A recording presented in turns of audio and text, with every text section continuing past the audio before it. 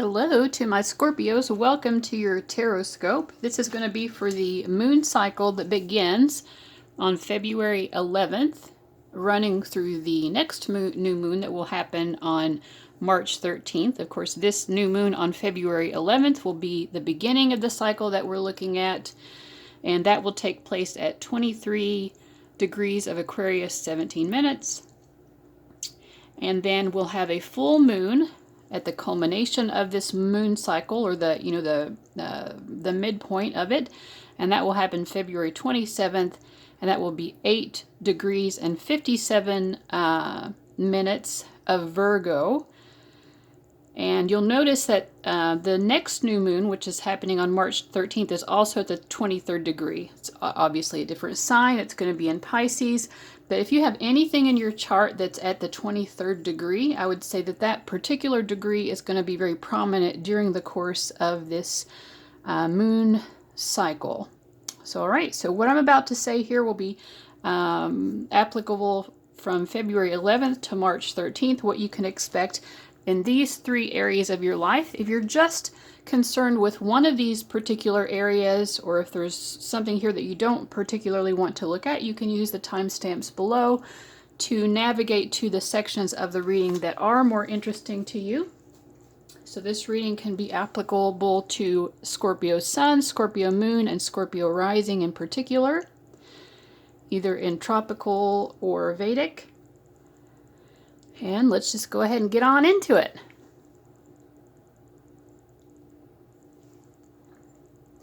All right, so looking at your career and money for the moon cycle at hand, we get that I do feel that you're going to feel a little bit bored overall. Perhaps the overall energy for you is that, your work life is very unsatisfying.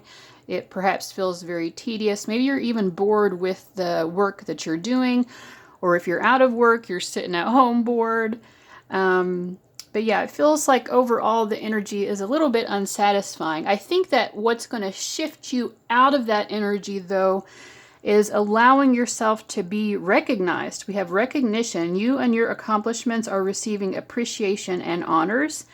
We also have the Knight of Wands, so I feel like you're going to be doing something that is bold and dynamic. So if you can break free of this boredom and kind of, make things more exciting for yourself in some way, that will actually give you some sort of recognition. People will see that you're doing something new, you're doing something interesting, and they're going to really enjoy that. And then we have the World card. So I actually feel like overall, if you can kind of focus on the ways in which people are actually recognizing and acknowledging the wonderful dynamic that you bring to your work, then it can actually be a very fulfilling month for you.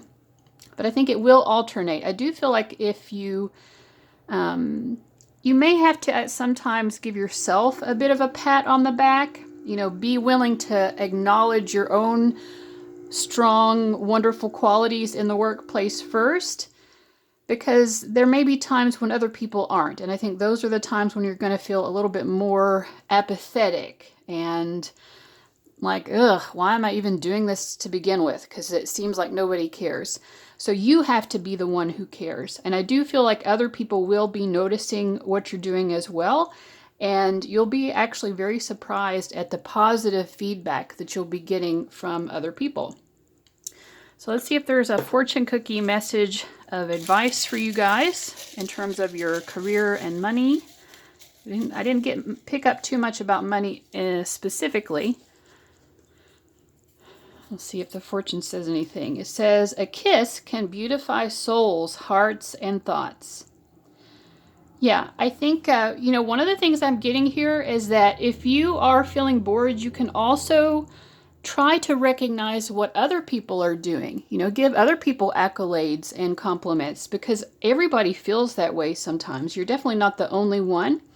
And, I don't believe that we should be in the mentality of being nice to people just so they're nice back to us, or, doing nice things just so, we'll get some sort of karmic reward.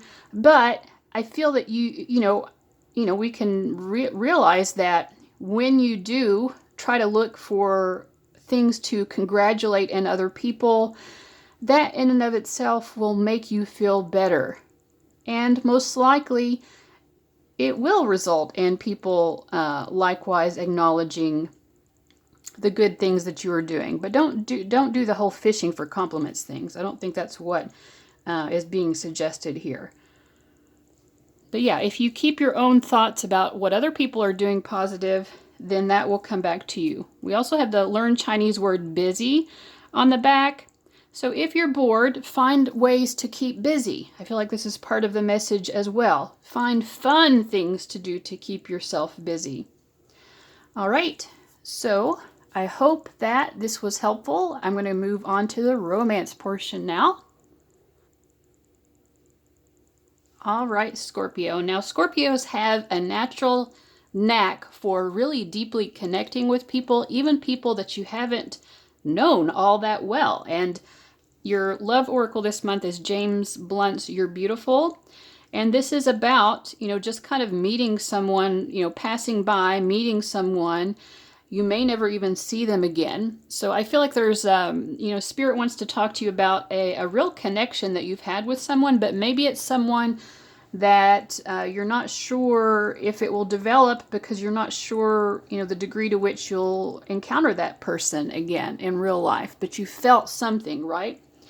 And it's interesting, the 3 tarot cards I got here are all major arcana. So if you, there'll be something happening this month. It could be someone that you've already met and this person is just on your mind, or maybe there will be someone who you meet sort of in passing, and you don't necessarily get to know them very well, but it's very important. There is some sort of spiritual lesson for the two of you.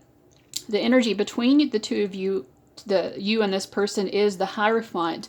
So even though you may not know each other very well, it's almost like you're meant to bring some sort of spiritual lesson into each other's lives and improve each other's lives in some way.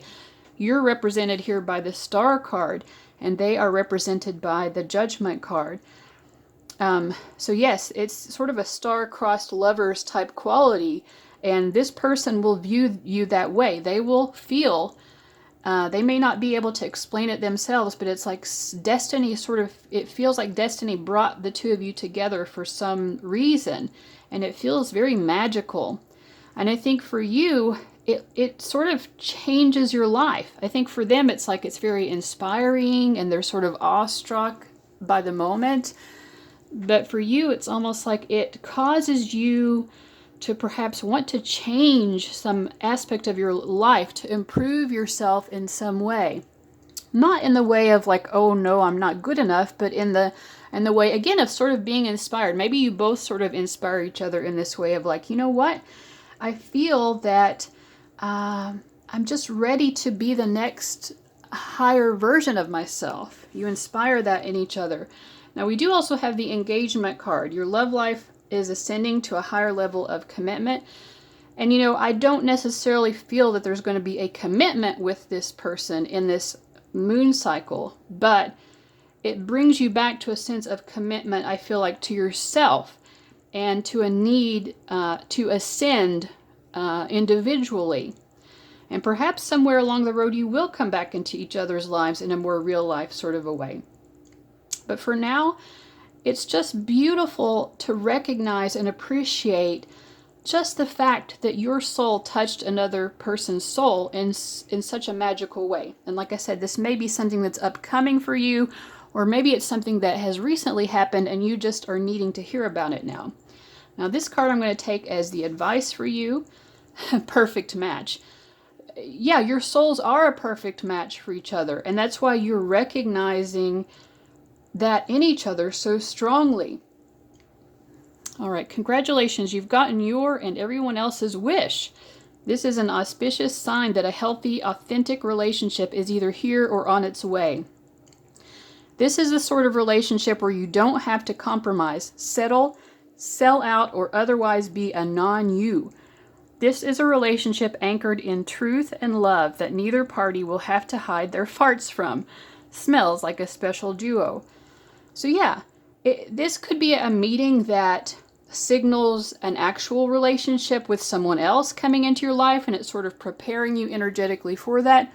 or perhaps you will at some point have the opportunity to get to know each other better, and you'll be that perfect match for each other.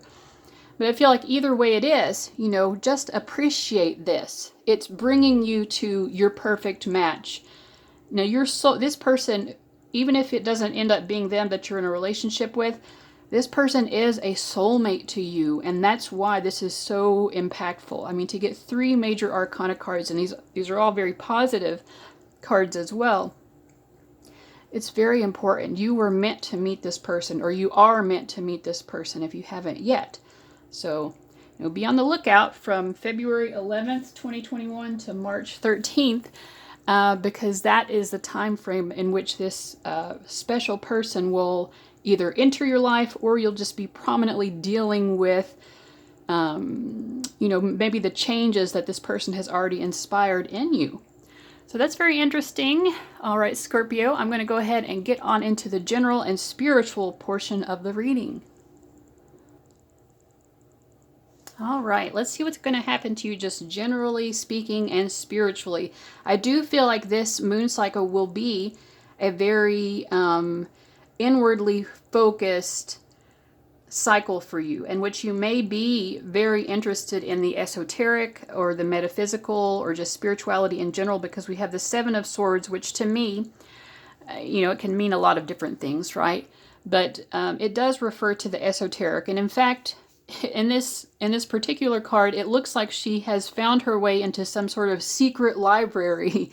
So maybe some of you will be connecting to the Akashic Records, which is sort of a secret esoteric library, or you'll just be connecting to other sorts of hidden wisdom or knowledge, or exploring metaphysical insights. I do feel also that this will be a particularly psychic month for you. So pay attention to those gut feelings that you're having. We have the 6th chakra being very prominent for you this month. The 3rd eye chakra, so you're going to be just knowing things. I'm going to read this card for you. It says, I am aware of my thoughts, and I ask myself, are they uplifting and are they true? I do this because I know that my thoughts significantly affect my mental, emotional, and physical health, and because I know that my body believes everything that I believe.